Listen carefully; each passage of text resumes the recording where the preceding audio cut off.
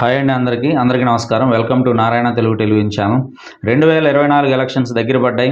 2024లో పోటీ చేస్తున్న ప్రధాన రాజకీయ పార్టీ నాయకులకు సంబంధించి చంద్రబాబు నాయుడు గారి పరిపాలన ప్రజలకు తెలుసు, జగన్మోహన్ రెడ్డి గారి పరిపాలన ప్రజలకు తెలుసు, కాంగ్రెస్ పార్టీ పరిపాలన ప్రజలకు తెలుసు, భారతీయ జనతా పార్టీ పరిపాలన ప్రజలకు తెలుసు. ఈ యొక్క పరిపాలన విధానాన్ని, పరిపాలనలో వాళ్ళు తీసుకున్నటువంటి ప్రోగ్రెస్ రిపోర్ట్ని ఆధారంగా కుటుంబ సంక్షేమాన్ని, మన ఊరి సంక్షేమాన్ని, రాష్ట్ర సంక్షేమాన్ని, రాష్ట్రం యొక్క అభివృద్ధిని, వీటన్నిటిని దృష్టిలో పెట్టుకుని ఓటు వేసే ప్రజల యొక్క విచక్షణ జ్ఞానాన్ని, ప్రజల యొక్క ఆలోచన శక్తిని ప్రభావితం చేసే ప్రయత్నం అన్ని ప్రధాన రాజకీయ పార్టీలు చేస్తున్నాయి. అలా ప్రజల యొక్క నిర్ణయాన్ని ప్రభావితం చేయడానికి రాజకీయ పార్టీలు ఎంచుకున్న ఆయుధమే కులం కార్డుతోటి ప్రజల యొక్క అభిప్రాయాన్ని, ప్రజల యొక్క ఆలోచన శక్తిని, ప్రజల యొక్క విచక్షణ జ్ఞానాన్ని ప్రభావితం చేసే కార్యక్రమాన్ని అన్ని ప్రధాన రాజకీయ పార్టీలు తీసుకున్నాయి.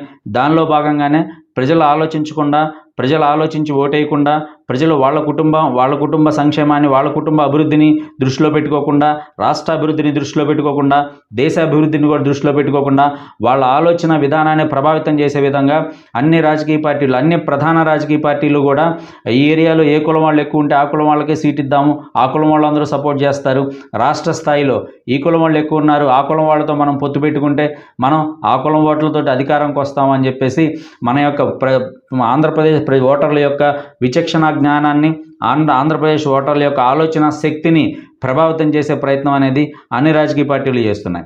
కారణం అందరికీ తెలుసు. అన్ని రాజకీయ పార్టీల యొక్క ప్రధానంగా పోటీ చేస్తాం. ప్రధాన రాజకీయ పార్టీ యొక్క పరిపాలన మనకు తెలుసు. ప్రధాన రాజకీయ పార్టీలు ఇస్తున్న హామీలు మనకు తెలుసు. గతంలో ఇచ్చిన హామీలు తెలుసు, ఇస్తున్న హామీలు తెలుసు. రాష్ట్రం కోసం, మన కుటుంబం కోసం, మన ఊరి కోసం చేస్తున్న పనులు తెలుసు. వీటన్నిటిని చూసి ఆలోచించి ఓటు వేస్తే అది నిజమైన ఓటు అవుతుంది. దానివల్ల వచ్చే ఫలితం నిజమైన ఫలితం అవుతుంది. దానివల్ల వచ్చే నాయకుడు ఖచ్చితంగా మనని అభివృద్ధి చేస్తాడు, మన కుటుంబాన్ని అభివృద్ధి చేస్తాడు, మన ఊరిని అభివృద్ధి చేస్తాడు, మన దేశాన్ని అభివృద్ధి చేస్తాడు. అలా కాకుండా కుల ప్రాతిపదికన తీసుకుని మనం ఓటేస్తే కనుక ఖచ్చితంగా రాబోయే రోజుల్లో అభివృద్ధి, సంక్షేమం, పద్ధతులు, మేనిఫెస్టోలు ఇవన్నీ పక్కన పడిపోయి కులమే రాజ్యమేలే ప్రమాదం ఉంది. కులం కనుక రాజ్యమేలే ప్రమాదం జరుగుతుందో అంటే భవిష్యత్తు రోజుల్లో అభివృద్ధి, సంక్షేమం అనేది కుంటుపడే ప్రమాదం ఉంది.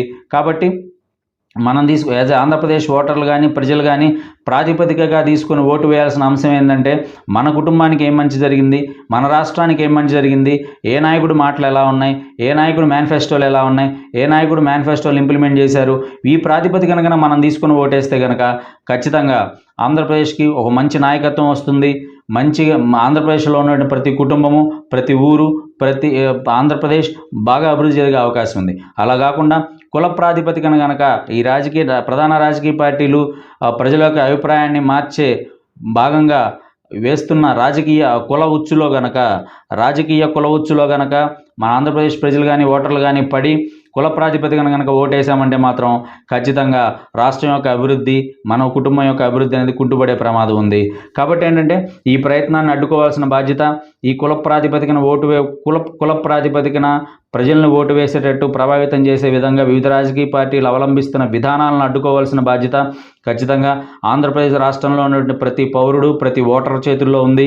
ఖచ్చితంగా రాబోయే ఎన్నికల్లో మనం ఓటు వేసే విధానాన్ని కనుక మార్చుకొని మన కుటుంబం యొక్క అభివృద్ధిని, రాష్ట్ర అభివృద్ధిని, మన ఊరి అభివృద్ధిని కనుక దృష్టిలో పెట్టుకుంటే కనుక ఖచ్చితంగా మన ఆంధ్రప్రదేశ్కి మంచి నాయకత్వం వచ్చే అవకాశం ఉంది. మంచిగా మనం అభివృద్ధి జరిగే అవకాశం ఉంది. కులాన్ని కనుక మనం దృష్టిలో పెట్టుకుని ఓటేసామంటే రాజకీయ పార్టీలకి భవిష్యత్తు రోజుల్లో కులం ఏజెండా అవుతుంది. ఆల్రెడీ మన ఆంధ్రప్రదేశ్లో కొన్ని కులాలు అనేవి అసలు అభివృద్ధిని చూడడం మానేశాయి. కొన్ని కులాలు అనేవి సంక్షేమం చూడడం మానేశాయి. కొన్ని కులాలు అనేవి మేనిఫెస్టో చూడడం మానేశాయి.